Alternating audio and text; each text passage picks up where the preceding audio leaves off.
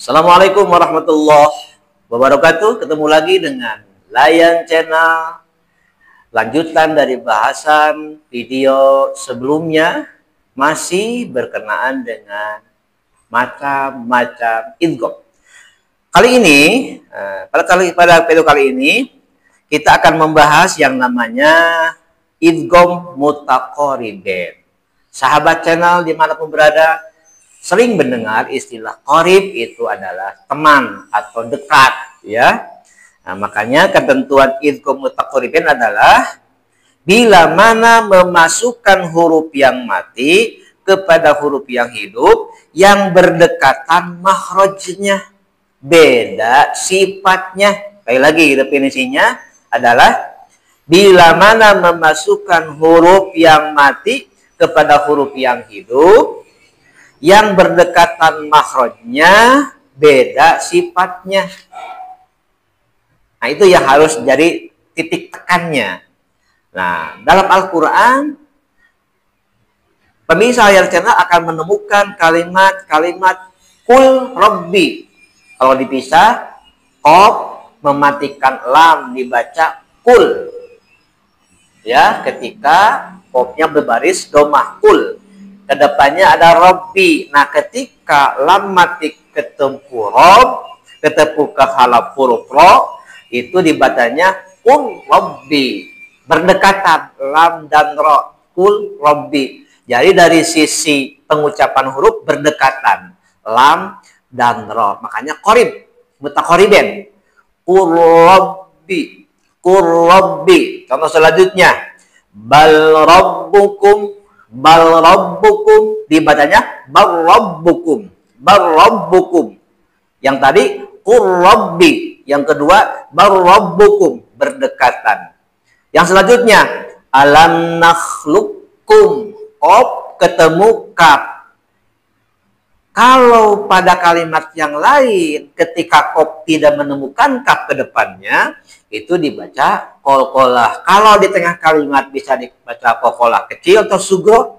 Kalau akhir kalimat bisa dibaca qalqalah kubro. Nah, ini mah karena si qaf ini, huruf qaf ini ke depannya ketemu huruf kaf. Jadi tidak diqalqalahkan, tidak dipantulkan. Karena nama juga idgham mutaqaribain. Bagaimana cara membacanya? Alam nakhluqukum. Alam nakhluqukum. Alam nakhluqukum. Keterangan.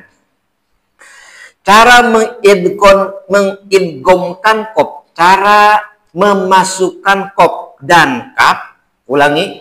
Cara memasukkan atau mengidghamkan huruf qaf dan kaf boleh dibaca dengan dua wajah. Boleh dibaca dengan dua cara.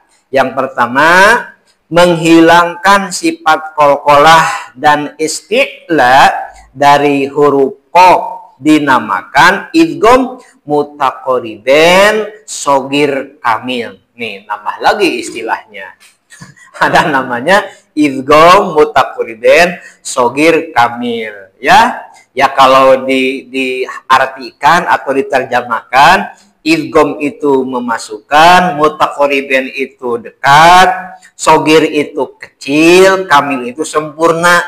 Itu barangkali kalau diterjemahkan. Cuma kalau istilah dalam ilmu tajwid ada yang dinamakan dengan idgham mutaqaribain shogir kamil, yaitu menghilangkan sifat qalqalah dan isti'la dari huruf qaf itu.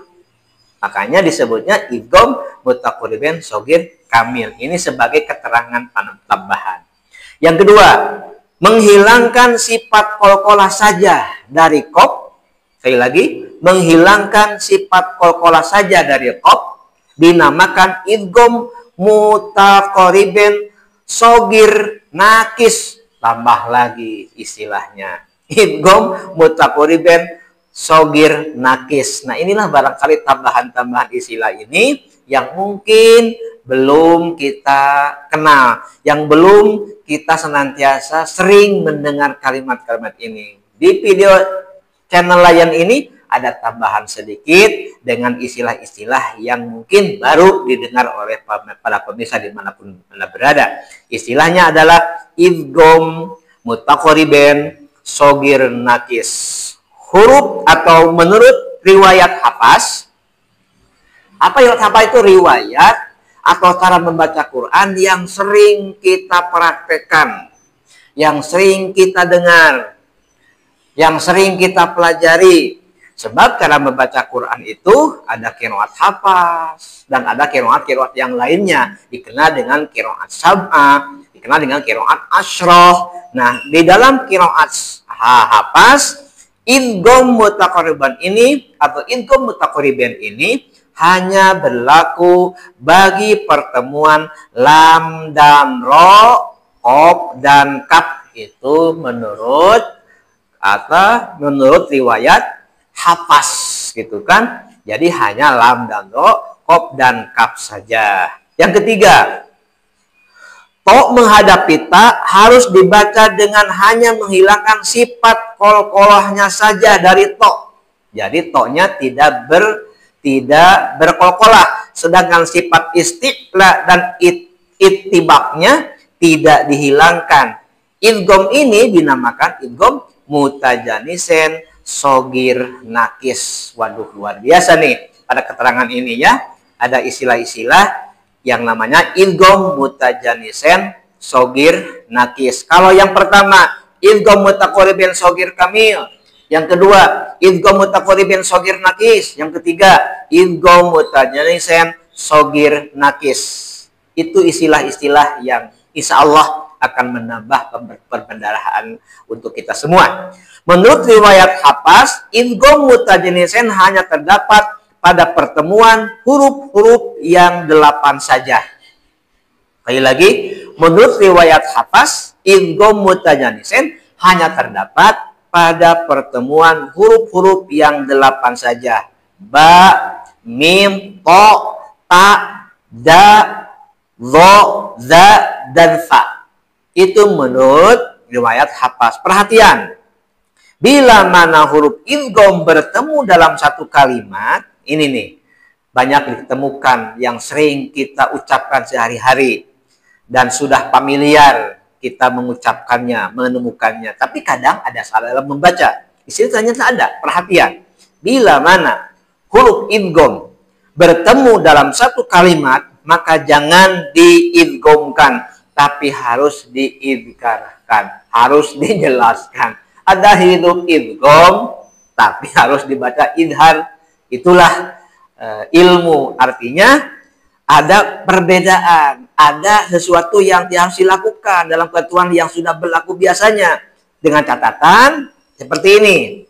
Bila mana huruf idgham bertemu dalam satu kalimat, maka jangan diidghamkan, tapi harus diidharkan. Ibu bapak sekalian, sahabat Layan Channel, mungkin banyak atau sering membaca kalimat sin, wa, nun, so, nun, wau, alif, nun. Nun mati ketemu wau. Kan yang biasa mah kalau nama idgham si wanun membacanya. Ini mah harus sin, wanun. Harus dibaca sin, wanun. Jangan si wanun diidharkan. Yang kedua, contoh yang kedua, bunyanun, nun mati ketemu iya. Kan seharusnya mah buyanun. Nunnya dianggap hilang, tapi ini mah nunnya yang hadir, justru dijelaskan, diidharkan. Padahal nun kita ketahui adalah itu namanya huruf idgham. Iya juga huruf idgham, tapi ketemu dalam satu kalimat, makanya ini harus dijelaskan, dibaca idhar, dibaca bunyanun. Contoh selanjutnya, kinwanun, nun ketemu wau. Membacanya jangan kiwanun, tapi harus kin wanun. Kin wanun. Jangan kiwanun, tapi harus kin wanun. Nah, contoh terakhir nih. Dunia. Ini kan alam dunia. Di Priangan atau orang Sunda sering mengatakan alam dunia. dunia. Dan itu rata-rata dimanapun menyebutnya dunia. Ada dunia dan akhirat. Kata dunia ini terdiri dari huruf nun dan iya. Yang notabene nun huruf idgham, iya huruf idgham. Tapi ketemu dalam satu kalimat, dibacanya jangan diidgham, jangan diidghamkan, jangan dimasukkan, jangan dibaca duya, tapi harus dibaca dunia. Itulah kelengkapan atau melengkapi pembahasan idgham yang sudah dibahas di video sebelumnya. Nah, video kali ini adalah untuk menambah perbendaraan idgham yang ada dalam sifat aridoh yang kita bahas tentang idgham yang selama ini kita kenal hanya idgham bi gunnah dan bila gunnah. Yang terakhir ada idgham, yang terakhir ada yang namanya idgham mutaqarrib. Semoga bermanfaat. Mudah-mudahan kita bisa mempelajarinya secara istiqomah. Terima kasih. Assalamualaikum warahmatullahi wabarakatuh. Salam Lion Channel.